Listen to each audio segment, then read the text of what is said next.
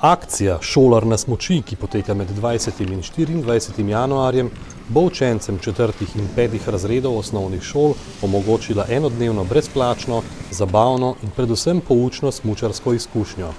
Letošnja akcija je zajela največje število otrok do sedaj, uradno pa so jo pričeli v nedeljo na Krvavcu, kjer so tudi pobudniki akcije. Vsem otrokom do 15. leta so tako že omogočili brezplačno smučanje. Učili so se smučarskih zavojev v šoli smučanja, zanje pa so pripravili tudi animacijski program z reperjem Zlatkom.